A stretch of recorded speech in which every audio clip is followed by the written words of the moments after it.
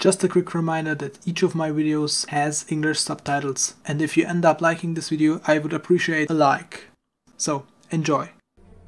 Heute stelle ich euch ein ganz besonderes Modell vor, nämlich die Flak 88. Es war wahrscheinlich eines der berühmtesten Flak-Modelle oder Geschütze, welches so im Zweiten Weltkrieg Anwendung fand, und diese Flak 88 ist auch berühmt berüchtigt und deshalb stelle ich sie euch heute vor. Als erstes schauen wir uns hier den Luftwaffensoldaten an. Der sieht natürlich ganz nice aus und hat sogar ein Luftwaffen-Emblem da oben drauf. Ja, schöne Figur. So, als allererstes fällt einem vielleicht auf, dass man hier vorne diese Schürze hier dran hat, die gegen Infanteriebeschuss und sowas schützen soll, wenn die Soldaten die Kanone hier bedienen oder das Geschütz. Und die kann man auch ganz einfach entfernen, indem man das einfach hier vorne nimmt und ein bisschen dran zieht, und dann sollte es eigentlich auch schon abfallen. Genau. Dann haben wir das Ding hier, legen wir es mal zur Seite.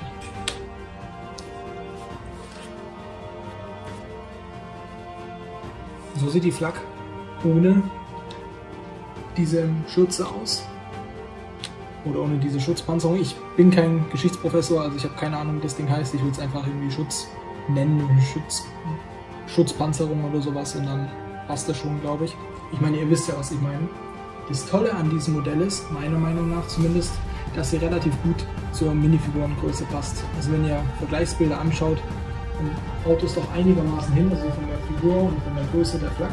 Ebenso hat sie tolle Funktionen, wie zum Beispiel, dass man sie hier ganz nach unten ausrichten kann, um auf den Boden befindliche Gegner zu beschießen. Aber man kann sie auch nach oben stellen, um natürlich den eigentlichen Zweck einer Flak gerecht zu werden, nämlich die Flugabwehr, also als Flugabwehr zu dienen. So.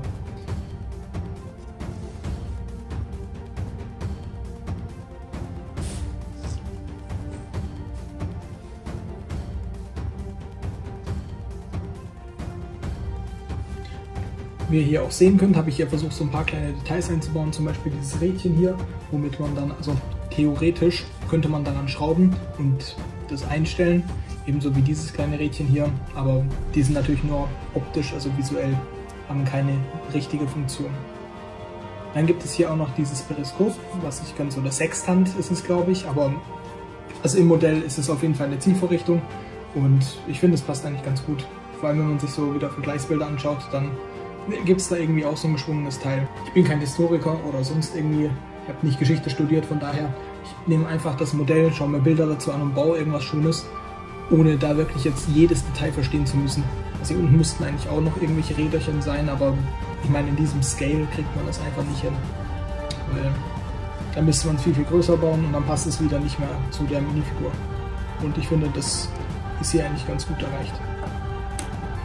Hier haben wir auch noch so eine Sitzmöglichkeit, also da können wir eine Figur draufsetzen, das zeige ich euch gleich nochmal. Es ist sehr filigran, aber ich denke, es passt einigermaßen gut da.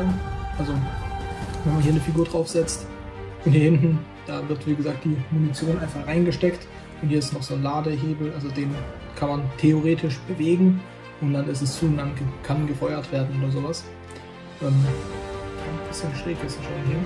Naja, auf jeden Fall würde ich sagen, sieht die doch ganz okay aus, vor allem im Vergleich mit der alten Flak 88, da ist es schon ein Riesenunterschied von der Darstellung und von visuellen. Gut, dann setze ich hier mal eine Figur hier drauf. Und dann sitzt der Kollege hier so drauf. Und so sieht das dann aus. Der kann dann sich natürlich hier auch noch, wie gesagt, nach oben einstellen, und dann kann er hier drauf sitzen und fröhlich feindliche Flugzeuge abschießen. Und natürlich kann man auch das hier noch hier vorne, diese Schutzpanzerung hier draufsetzen, damit der gegen Infanteriebeschuss einigermaßen geschützt ist.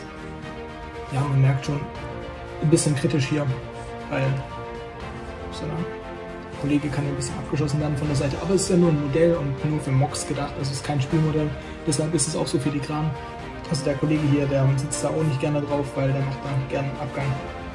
Aber an sich ist diese Platte hier schon recht fest, also man kann es daran in dieser Position schon festhalten. Also das Modell ist schon stabil.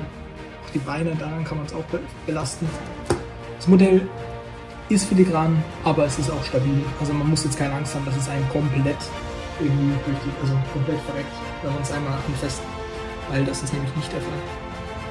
In diesem Sinne wollte ich nochmal ganz kurz auf meinen Insta-Account verweisen, denn dort erscheinen nämlich Bilder immer noch vor den Videos und der Link dazu ist in der Beschreibung. Ebenso solltet ihr nicht vergessen, die Glocke zu aktivieren, zum Beispiel für ein How-to-Build von diesem Modell, denn das wollt ihr definitiv nicht verpassen. Und falls ihr denn überhaupt ein How-to-Build haben wollt, könnt ihr mir das signalisieren, indem ihr den Daumen nach oben abschießt und dann würde ich sagen, man sieht sich im nächsten Video wieder. Bis dann. Ciao.